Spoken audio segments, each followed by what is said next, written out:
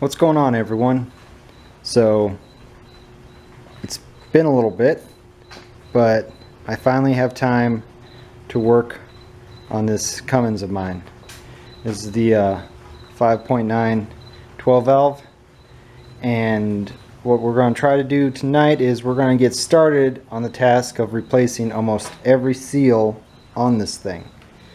So I think for tonight we're just going to get started by doing the valve covers, and while we're at that, we're also going to go ahead and check the backlash of the valves, the clearances, the tolerances.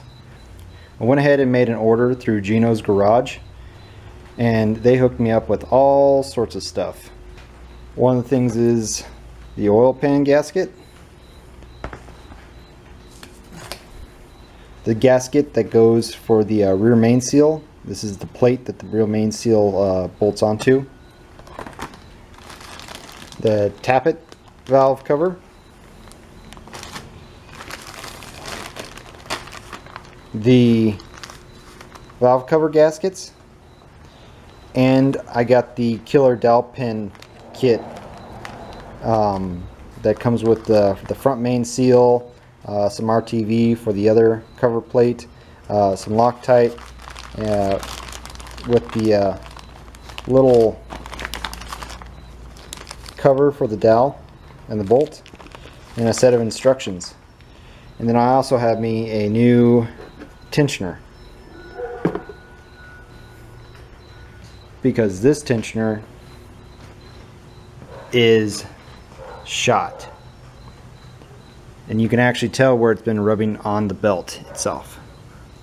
So I think what I'm going to do actually first is we're going to change this guy out, because I'm going to have to take this belt off anyway whenever we start taking off the cover. We're going to do this first, and then we're going to get started on our valve covers.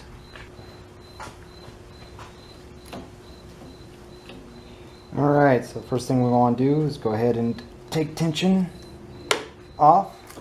And that sounds really bad. Loosen up this belt.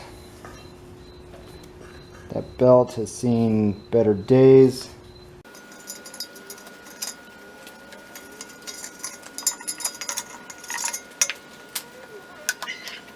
And for that, that's just a standard 3/8.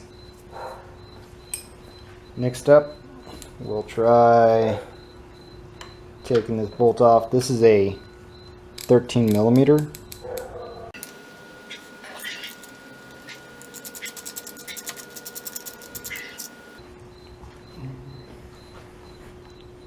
One thing to compare, see that little plastic shield right there, that little gasket, and check out this guy right here. Look at the gapping on that.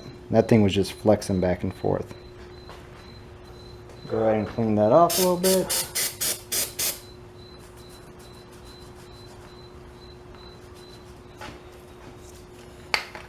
So your little tooth right there, that dowel, that's going to go right in there.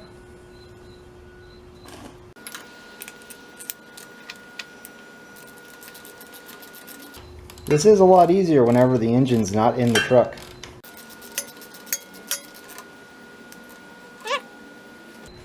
Oh, and that's actually, now it's 1/2 inch. The factory one was 3/8. That one's 1/2 inch. Let's see how this works now. Oh yeah, that's much better. And at this point, you'd go ahead and throw on a new belt, because why not? This is pretty cool because I found this in the back of the donor truck. So let's compare the two sizes. Let's see. Yeah, it'll work. Why not? As you can tell, that belt was getting pretty bad. And this is the side that was starting to go cattywampus on me. Alright, that's it. That's all you need to do. If anybody that's wondering what the part number is, it's actually that part number right there. Yeah, I went out cheap, but we'll see how this motor is going to go. But that's the part number that you want to do. Alright, up next is we're going to be doing some valve cover gaskets. Got my gaskets right here. First step I'm going to do is I'm going to go ahead and I power washed the whole thing as best I could. It was just a greasy mess. So what I'm going to try to do next is I'm going to blow some air through those cracks to try to dislodge, try to get rid of any debris that's in between, and then we're going to go ahead and take off all the valve covers. So let's get started.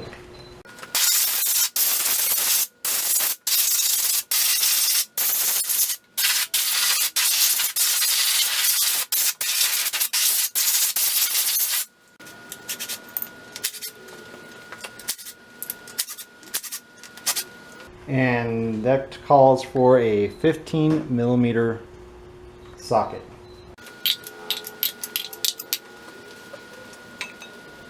Hey, not too much sludge. If you're wondering, that's a bad gasket. See? Nice flexible gasket.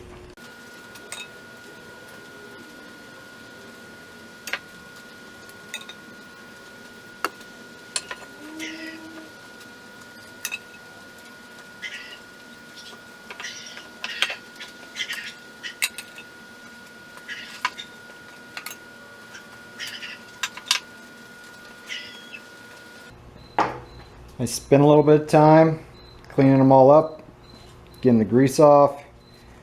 The gaskets, they just kind of slide right on. You do hear a bit of a popping noise as they slide over the rib here. Took a little bit of brake clean on the inside to remove the gunk. So that was the kind of the before and the after. Dawn dish soap and a Scotch-Brite pad, clean out the inside. Then I take them outside and I hose out that gunk. It's not too bad, just more of a film.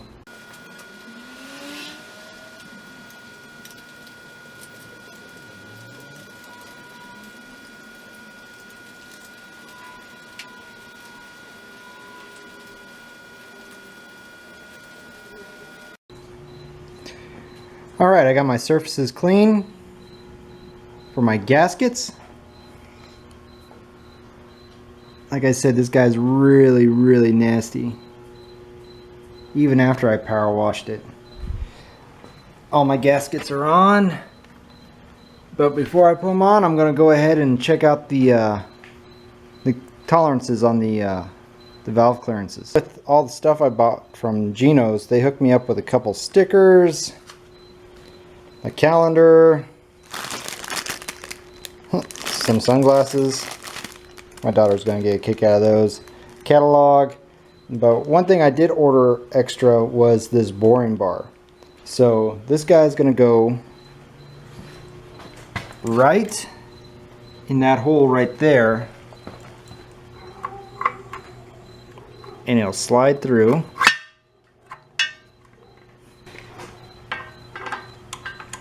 This way I'll be able to be able to turn the motor much easier. And then of course you have your plastic button right here. Let's see if I can find it. There it is. So can't really push that guy in yet. So we're gonna go ahead and find top dead center on one,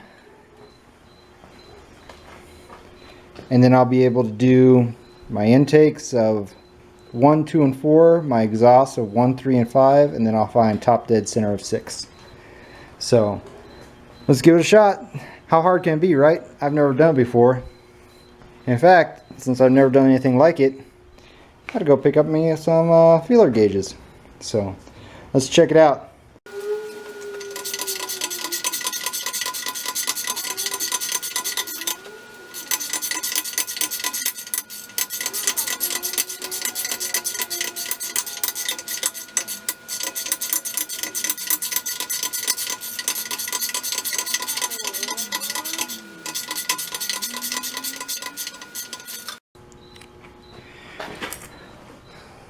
Alright everyone, I wanted to give you guys a quick update. I wasn't sure if I was getting the pin fully engaged in the hole, so I went ahead and took it off. the entire assembly. And I wanted to confirm that I still had my nub there to find top dead center. And so I took it off. I verified that it is still intact because I've never messed around with this engine before. And what I ended up using to get at the back bolts was this contraption right here. That's actually I believe it is a T25. There you go. So there's a T25 Torx bit, and that's what that's what's holding this engagement pin device on. So I wasn't sure if I was getting it.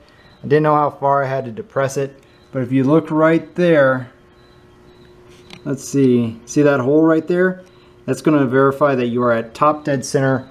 So if we come over here and kind of eyeball the valves, they're both engaged right there. So I'm good to go. I'm going to go ahead and go down my list. I'll probably just keep that engagement pin off until I'm all the way done. But I did verify to make sure that it lines up. Let's see. I know it's pretty dark in there. I just don't have enough hands. But what you're going to be looking at is that pin's fully engaged and the holes line up. So you're going to be looking for, it's going to engage, depress in that far in. Alright, so I'm on top dead center of 1. I'm going to check my feeler gauges. What you want is a drag on it, but you don't want to be able to kind of twist it. So on top dead center of 1, on the intake, you're going to be able to do 1, 2, and 4. So your intake's in front, your exhaust manifold lines up pretty good with your exhaust valve. So the intake is in front and the exhaust is in the back. So there's 1,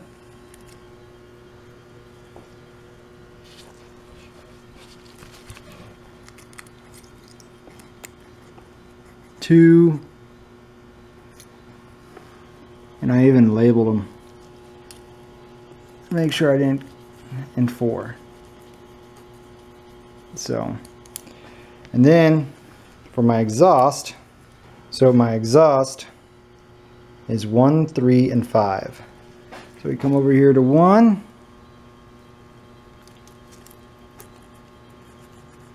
1, 3. Yeah, that looks good. And 5.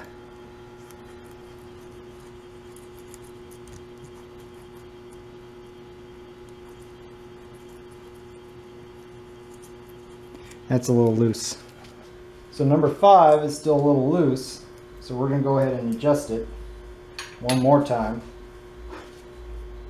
I found that if you go ahead and try to keep the slot exactly in the same spot, loosen up your nut, and then just tighten down. You just need to go like a 1/16 or at most an 1/8 at a time.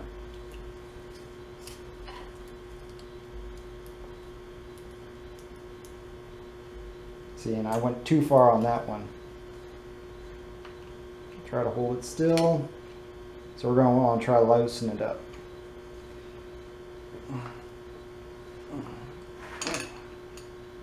So just a little bit.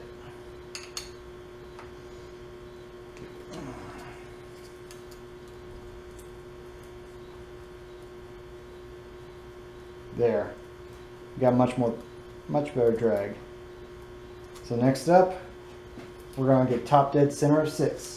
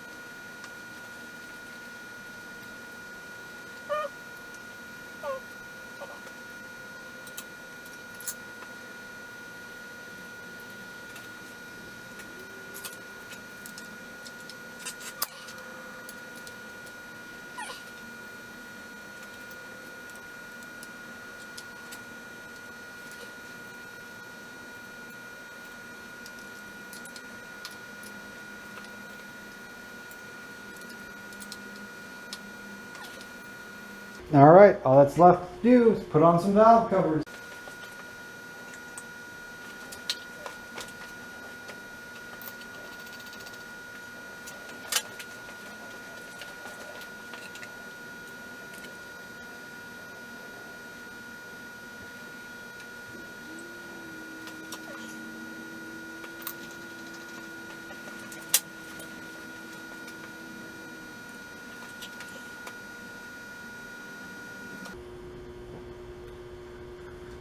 Better check the O-rings too. Those O-rings, the ones that look all messed up. Yeah, I'm probably gonna need some new ones.